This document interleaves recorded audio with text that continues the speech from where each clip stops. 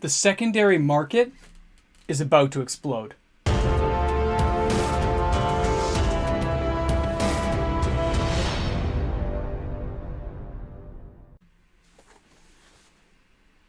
It's amazing to think how many things get affected by one decision in life.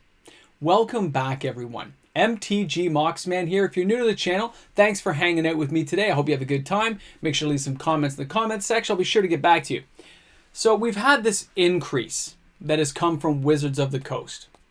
11% is the average. I'm going to use it in today's video. We're just going to say 11% to make it simple and see where things head in our conversation. So up here on the board, I got a couple of things for you. I got new sealed boxes.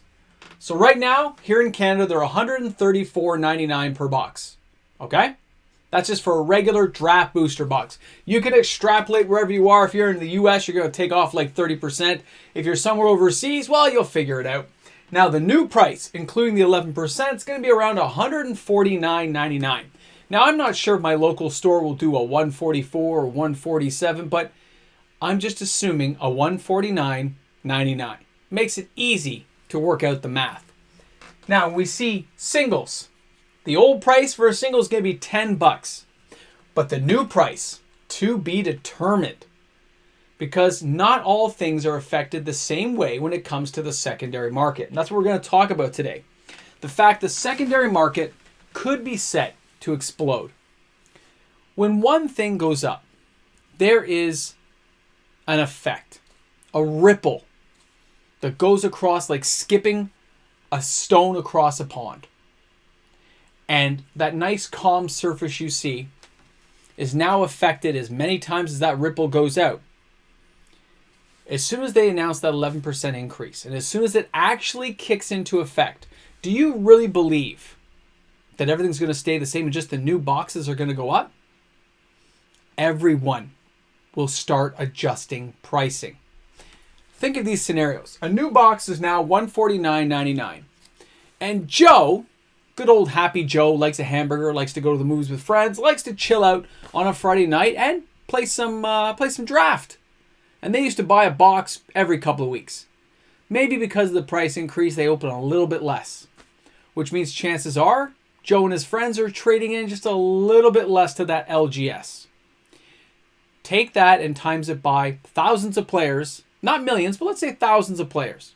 So overall, that LGS is getting a little bit less traded. Somewhere along the chain of command. Whatever store, not every store is affected, but somewhere. And maybe instead, we're going to use Kaldheim for example. Instead of opening 3 or 4 Vorinclixes a month, maybe it's only 1 or 2. Maybe it's none, bad boxes. When the market starts running dry on a card, when we start running out, supply and demand take effect.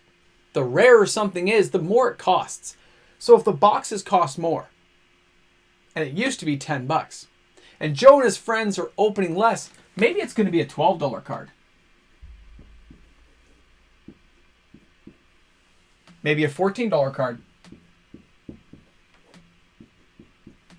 It won't go up the same way. It could be either depending on how many boxes get opened, but it will go up. The question will be how much it'll go up and in which time span. And that's a new card. So let's take that box of Kaldheim right now and say it's going to be $149. Stores aren't going to keep the old price and they're going to start updating it and saying, hey, if a new box is $149.99, the old boxes that are getting reprinted are going to be $149.99. They'll probably try to make a few extra bucks and mark it up. Maybe they won't mark it as high as $149. Maybe it'll be $139, $141, whatever the store thinks makes them look like they're having a deal, a special. But what happens when we go back 5 years? When you start going back and you take a look at older boxes, they're sitting in a different area of that pond, but that ripple effect caused by that 11%, it goes in all directions, and eventually it hits older products and causes an effect on those as well. Let's say we're taking a look at Amonkhet. Pardon my spelling, guys. Amonkhet is around $300 a box. Okay? $300 a box. And then let's Born of the Gods.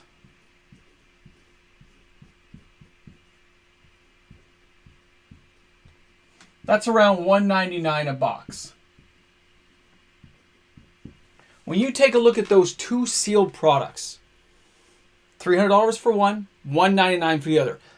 Born of the Gods 2014, Amonkhet 2017, 5-year-old box versus one that's coming up on, what are we talking about, 2014, 6, 7, we're getting old there, right? 8 years, give or take a bit. We got some old products here. They will be affected. Their single market will be affected because you can't have a new box jumping in price and not expect old boxes to also upswing. But the good news is it may not be right away. That $199 box of Born of the Gods can't stay where it is because other boxes are too close to it now and it just seems wrong. They don't match up right. And that will cause the Born of the Gods price to slowly etch up in the next little while. It won't happen right away because, like I said, it's a big pond. All those things going in different directions cause different effects on each individual card that's a single and each individual sealed product. From Commander, Challenger, Brawl, whatever you're looking at, they're all affected a little bit differently based on the singles market that it's attached to, the playability of all the formats it's being used in. Commander could be a lot more popular than, say, Brawl or Pioneer. All different. Frontier.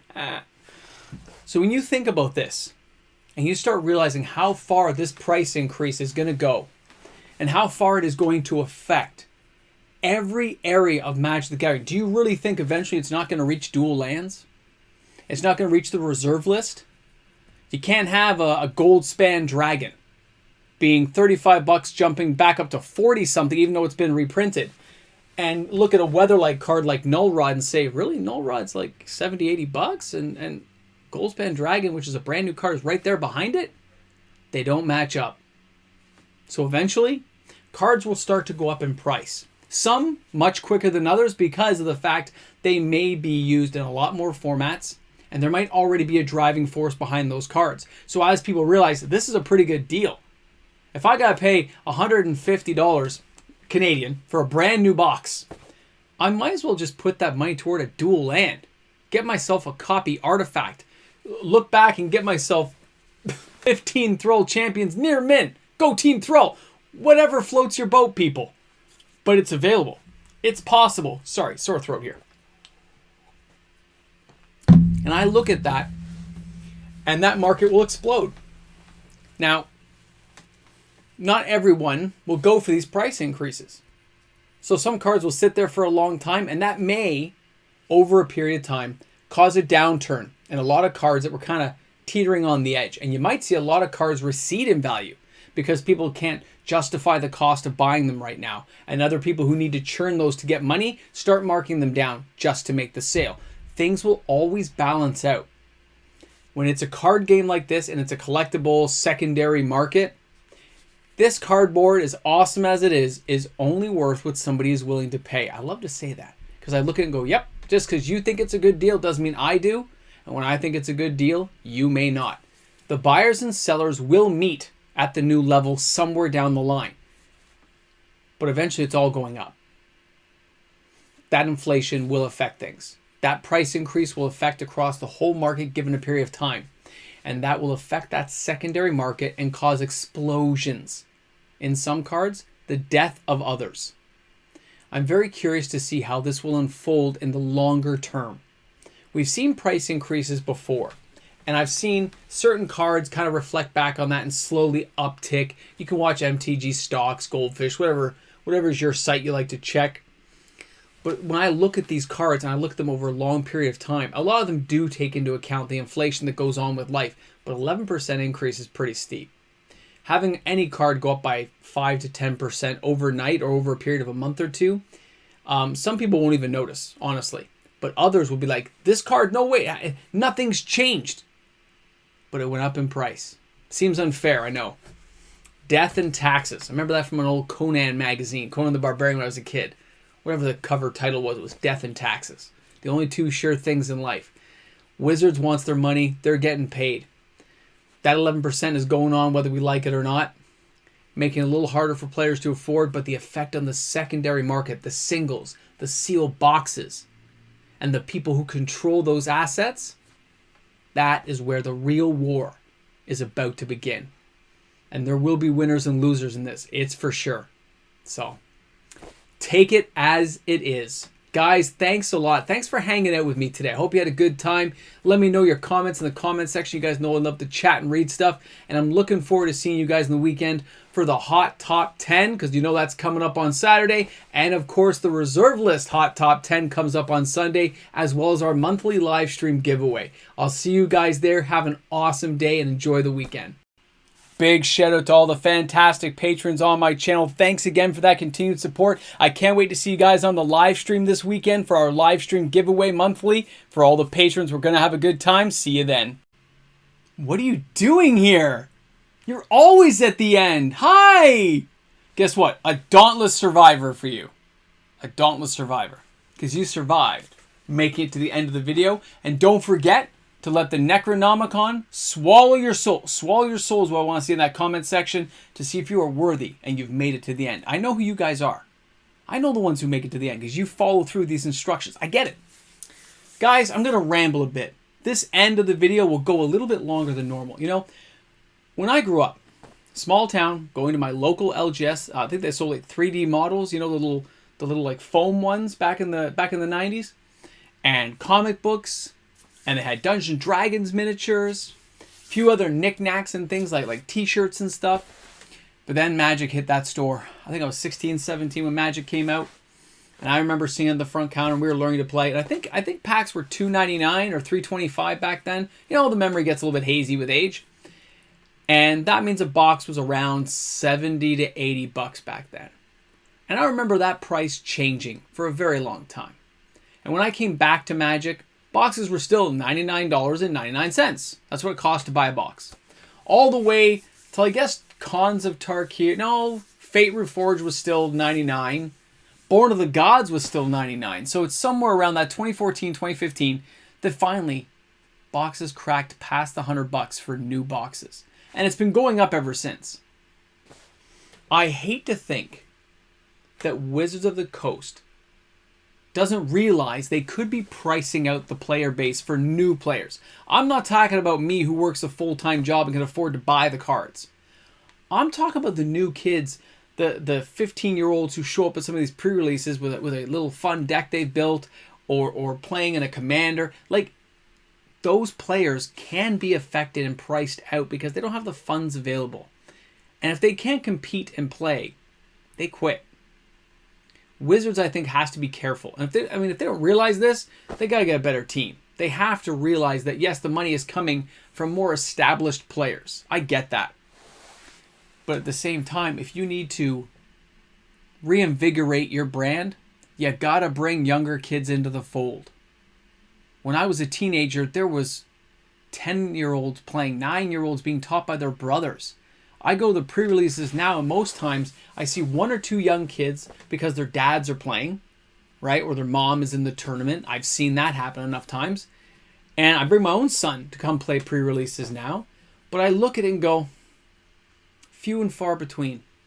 1 in 20, 2 in 20. Pretty not good odds for regeneration factor, get it, regeneration, of your player base. Wizards could be sealing slow nails into their coffin without realizing they're doing it, thinking they've just got to keep up with the profit margin. They've got to find a product like they used to do. There were some really cheap, free type of products that they can start giving out to younger player base when they come into a store to buy a board game. Wizards, you got to go back to like giving out free decks and rule books and stuff to get new players involved. I think it's just something they're missing out on. So hopefully they go back to that at some point. I'm sure they'll be evaluating it. And if they're not, it's their own fault. Love the game too much to be bothered by it that much, but it's something I think about now with every time I see a price increase or a more expensive product. Because parents are going to look at it and say, you think I'm paying $40 for 1 pack of cards? You're crazy if you think I'm paying $400 for that booster box. And I have seen that the odd time in the store when a kid asks for it. And they don't really know the game, I don't think. They're just like, that looks so cool. Why is it so much money? I'm not buying that for you. It's hilarious. It's hilarious. So interesting stuff to consider, and I wonder if they're working that through. Anyway, just bits that ramble through my brain the odd time. So thanks a lot for letting me swallow up more of your time as I swallow your soul and enjoy my Necronomicon in the background. Go down to make myself some nachos and cheese. No, I'm not. You guys know I'm on a diet. And not... Well, I'm going to drink water. That's okay. And I finished my coffee. Guys, I can't wait to see you for the weekend reserve list stuff, the update videos, to see which cards are selling best. We're going to have a blast. And, of course, the live stream. Going to have a good time. Thanks a lot for sticking through, everyone, because you made it. You made it till the very end. And for the 10K video, I got to be honest, you're going to want to be there. That's all I'm going to say. When the rules go up, if you're one of my patrons or my longtime viewers who always catch this stuff at the end, if you're one of those type of people, man, wait for that 10K video to come up and watch it and pay attention. Have an awesome day, everyone. Actually, you know what? Before I go, I should probably change this, shouldn't I? Because this is not where we're at. That number's changed. I forgot. Let me see. Let me see how many subscribers we got. I know I'm just holding you guys on the video at this point, but yeah, you could have left by now and chilled out. I would forgive you. I get what's going on. I totally understand. You're like waiting for me to put a number up, but I know the number's changed. We've been getting a fairly regular supply of subscribers. Almost kind of like weird how regular they are. But that's okay. I'm going to take it. So let's take that number. Minus the 8144. 1856. 1856 to go till that 10K party. Every day, I hope to keep saying this, is another day closer. You guys rock, man. Have an awesome day out there. Why are you still here with me? I could keep going forever when it comes to talking Magic. You guys should know that by now. You've been to my live streams. I will literally yak forever because it's just so much fun. By the way, at this point, I'm probably back from my pre-release. Right? No, this will be a daytime video on a Friday. Well, I'm hopefully going to the pre-release on Saturday. How about that? I hope you guys are too. Cheers.